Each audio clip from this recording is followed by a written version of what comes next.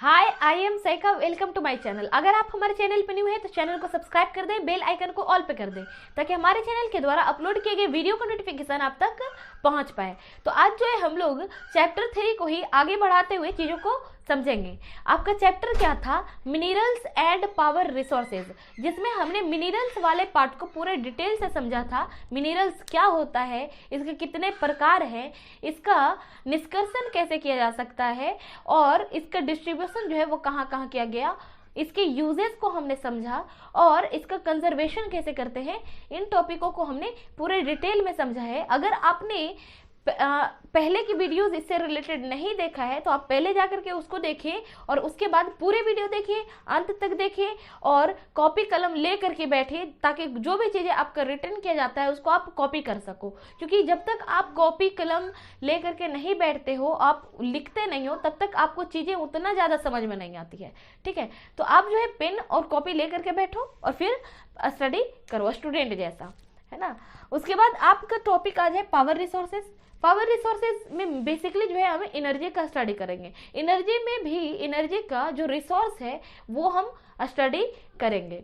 तो देखो, कोई भी वस्तु हो या इंसान हो या जीव जंतु हो, उसमें तब तक पावर नहीं आ सकता जब तक उसमें एनर्जी प्रोवाइड ना किया जाए। जब तक उसमें एनर्जी को स्थानांतरित नहीं करेंगे तब तक जो है कोई भी वस्तु जो है वो शक्ति में नहीं आ सकता, उसके पास पावर नहीं होगा। आप भी अगर खाना पीना छोड़ देते हो, आप एनर्जी नहीं लेते हो तो आप क्या हो जाते हो? पावर लेस हो जाते हो, आप बीमार पड़ जाते हो, है ना। फिर इसी तरह से जो है आप कोई मशीन की ही बात कर लो, मशीन या इंस्ट्रूमेंट जो भी गैजेट की बात कर लो, तो उसमें जब तक आप एनर्जी नहीं देते हो तब तक वो काम नहीं करता, उसमें शक्ति नहीं आती। शक्ति नहीं आती तो वो वर्क नहीं कर पाता।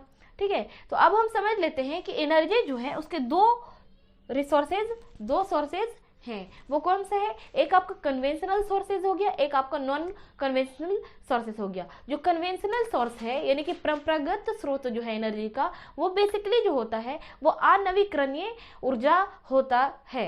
और आपका जो नॉन कन्वेंशनल सोर्स है वो जो होता है ये आपका नवीकरणीय सोर्सेज होता है, यानी कि इसका यूज जो है बार बार हम करेंगे और ये खत्म नहीं होगा। लेकिन अगर आप परंपरागत स्रोत का यूज करते हैं तो एक बार यूज करने के बाद जो है उसका यूज दोबारा नहीं हो सकता।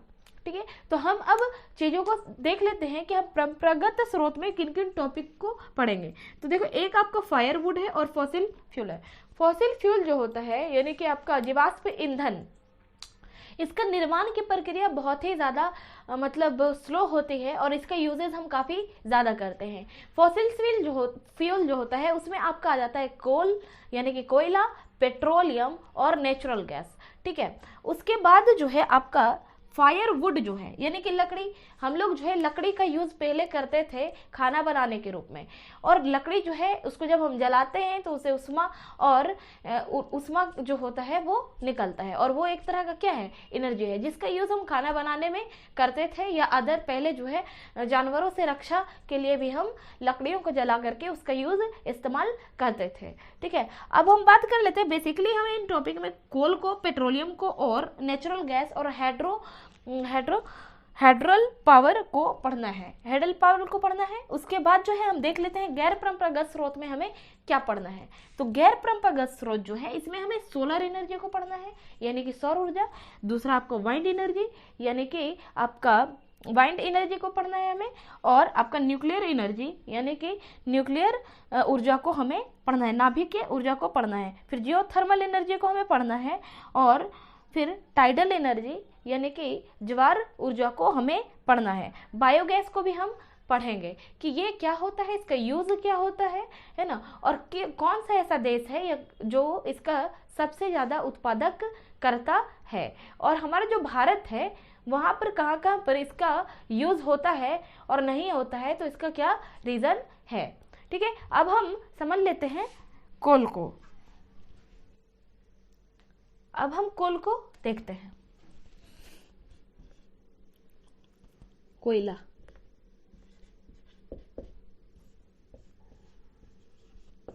कोल, ये जो होता है कोयला जो होता है एक तरह का क्या है?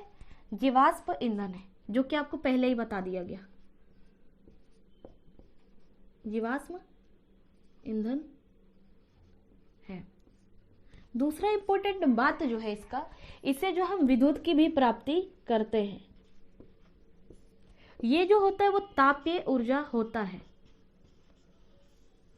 क्यों तापीय ऊर्जा होता है? क्योंकि हम कोयला को जला करके हीट क्रिएट करते हैं और फिर ये हीट जो है तापीय ऊर्जा के रूप में हम इसका इस्तेमाल करते हैं। ठीक है, तापीय ऊर्जा हो गया। और अब जो है इसको हम ये भी कहते हैं अंतर्हित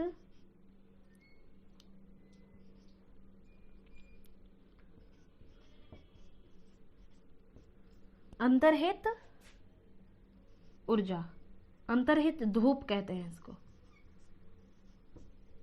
क्यों अंतर्हित धूप कहते हैं? तो देखो, कोयला जो वो पाया जाता है वो धरती के अंदर पाया जाता है, ठीक है, और हम उसको निकालते हैं, उसका खनन करके इसको हम निकालते हैं। तो ये धरती के अंदर पाने के कारण इसको अंतर्हित कहते हैं। और धूप क्यों? क्योंकि उससे बहुत ज्यादा हीट निकलता है। ठीक है, तो ये एक तरह से इसको हम कहते हैं कि कोयला जो है वो अंतर्हित धूप है। ठीक है, अब हम बात कर लेते हैं इसका यूजेज क्या है। इसका यूजेज शायद आपको पता होगा कि इसका यूज पहले, अभी तो बहुत कम लोग इसका यूज करते हैं। इसका यूज हम लोग घर में खाना बनाने के लिए करते थे, ईंधन के रूप में इसका यूज करते थे, फ्यूल के रूप में हम इसका यूज करते थे खाना बनाने में। ठीक है, दूसरी इंपॉर्टेंट यूज इसका हो जाता है, पहले जो भी मशीनें जो है वो चलती थी तो वो जो है वो वाष्प ऊर्जा से चलता था। किससे चलता था? वाष्प ऊर्जा से। वाष्प ऊर्जा से चलता था, वेपर एनर्जी से चलता था। और ये वेपर कहाँ से क्रिएट किया जाता था? तो ये जो है कोयलों को जला करके, कोयले के जलाने पर जो है उससे जो धुआं निकलता है वो एक तरह से वाप है। और उसका यूज जो है हम उसको कन्वर्ट कर देते थे कोई भी जनरेटर या मशीन को, का जो मशीन जनरेटर या जो मशीन होता है उसके टरबाइन को क्या कर देता है, ये मूव में ला देता है, गति में ला देता है और फिर वो जो है फिर काम करता है। ठीक है, फिर वो जो है इस तरह से जो है हम वाष्प ऊर्जा, वाष्प एनर्जी कह लो, सॉरी एनर्जी नहीं, इंजन, वाष्प इंजन का यूज किया जाता था, है ना। तो इस तरह से हम यूज करते थे। दूसरी इंपॉर्टेंट इसका यूज ये हो जाता है कि कोयला का यूज जो है हम लोग जो है कहाँ करते हैं? तो इंडस्ट्री में, उद्योग में। कौन से उद्योग? तो लौह एवं इस्पात उद्योग में इसका प्रयोग किया जाता था। ठीक है, भट्टियों के में जो है जो लौह और इस्पात का जो बर्तन बनता था या जो चीजें मशीनें बन रही होती हैं वहां पर कोयला का यूज किया जाता था। क्यों किया जाता था? तो इनको पिघलाने के रूप में, पिघलाने के लिए जो है कोयला का यूज किया जाता था। ठीक है, अब हम बात कर लेते हैं कौन से देश है जो इसके अग्रणी देश हैं। यही देख लेते हैं कौन से देश इसके अग्रणी उत्पादक देश है। तो आपका हो जाएगा चीन, यूएसए, जर्मनी, रसिया हो जाएगा, साउथ अमेरिका हो जाएगा, फ्रांस हो जाएगा,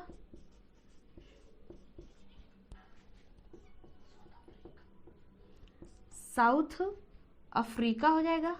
साउथ अफ्रीका आपको बताई थी कि साउथ अफ्रीका में काफी ज्यादा कोयला जो है वो निकाला जाता है। ठीक है, ये देश जो है अग्रणी उत्पादक देश कोयला का माना जाता है। दूसरा, अब हम बात कर लेते हैं स्टेट का। ठीक है, हमारे इंडिया में कोयला कहाँ पर किया जाता है? तो इंडिया में आपका वेस्ट बंगाल के रानीगंज जो है इसका सबसे ज्यादा उत्पादक माना जाता है। कौन सी जगह? इंडिया के रानीगंज, वेस्ट बंगाल। आपका झारखंड में कई ऐसे जगह है जहां पर कोयला निकाला जाता है। कौन कौन से? जैसे कि बोकारो, धनबाद और झरिया।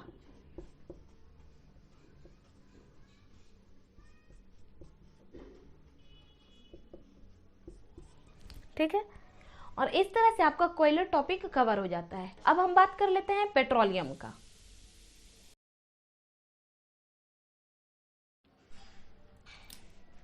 पेट्रोलियम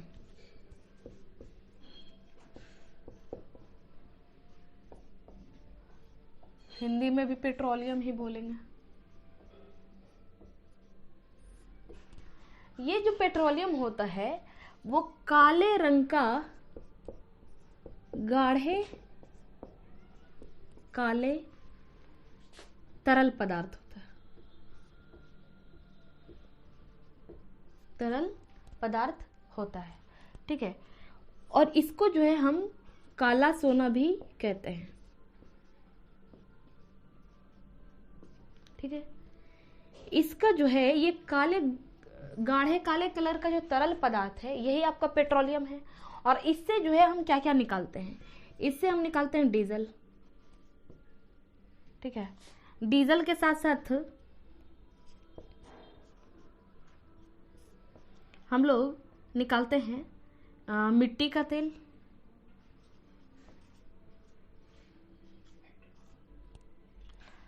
मिट्टी का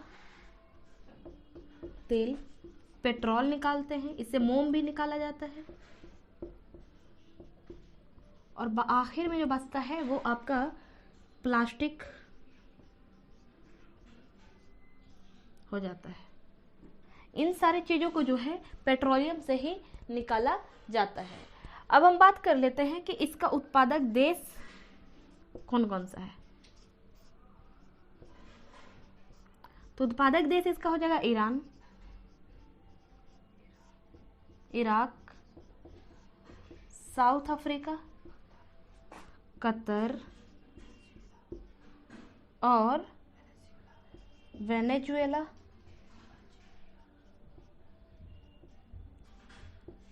अल्जीरिया,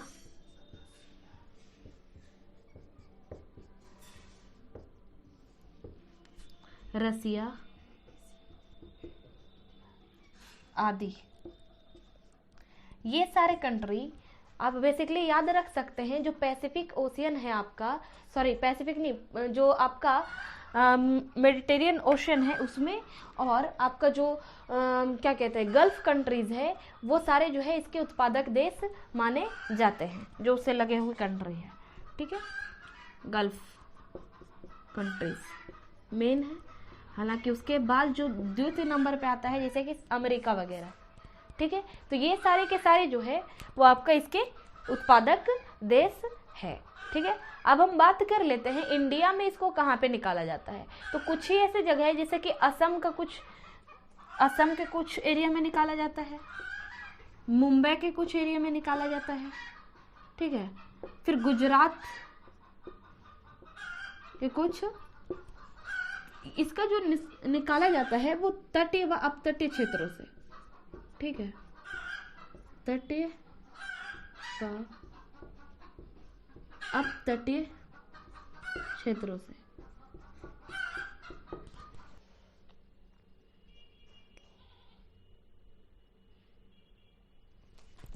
नेचुरल गैस,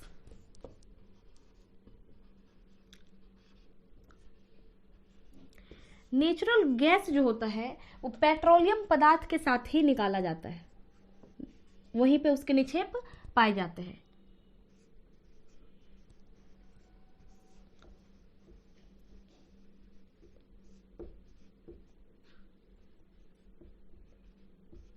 के साथ ही जो है इसको निकाला जाता है, इसके निक्षेप जो होते हैं वो उसके साथ ही होते हैं।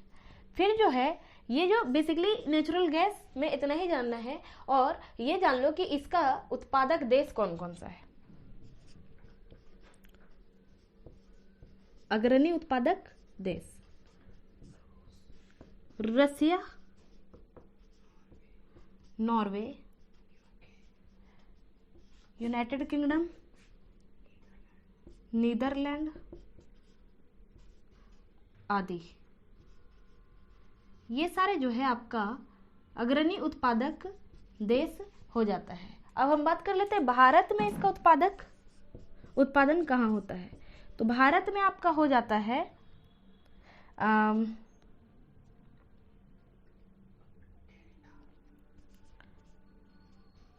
डेल्टा क्षेत्रों में जैसलमेर, कृष्णा गोदावरी नदी तट पे, कृष्णा गोदावरी तट से, और आपका त्रिपुरा, प्लस मुंबई से भी हमारा पेट्रोलियम पदार्थ निकाला जाता था, तो वहां से तो निकलेगा ही, असम में भी होगा, गुजरात में भी, आदि स्थानों से जो है आपका नेचुरल गैस निकाले जाते हैं, उसका निष्कासन होता है। एक्चुअली इसको ड्रिल करके निकाला जाता है इन सब चीज़ों को। ठीक है, अब हम बात कर लेते हैं आपका हाइड्रल एनर्जी, यानी कि आपका हो जाएगा वाटर, जल ऊर्जा।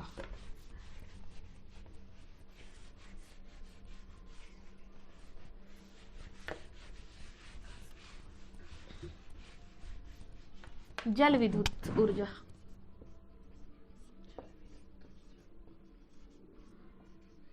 जल विद्युत ऊर्जा अब हम देख लेते हैं। तो इसमें देखो कि होता क्या है कि जब बांध बनाया जाता है, बांध जो है ऊंचे स्थानों पे बनाया जाता है। सपोज कर लो कि ये जो है आपका कोई ऐसा स्थान है जहां पर जो है आपका क्या है, जल, यहां से क्या बांध यहाँ पे बना दिया गया। ठीक है, यहाँ पर से जो है बांध बना दिया गया और ऊंचे स्थानों से जो है वाटर को क्या करा जाता है, गिराया जाता है। और यहाँ पर जो है आपका जनरेटर और आपका इस तरह से लगा दिया जाता है। ठीक है, और ये जो टरबाइन होता है वो मूव करता है इन पानियों की जो गति है, धारा है उससे, और फिर यहाँ से जो है विद्युत इलेक्ट्रिसिटी जो है वो उत्पन्न होती है। और इस तरह से जो है आपका जल विद्युत ऊर्जा इंपॉर्टेंट हो जाता है। ठीक है, और अब हम आगे पढ़ते हैं ऊर्जा का ही गैर परंपरागत स्रोत को।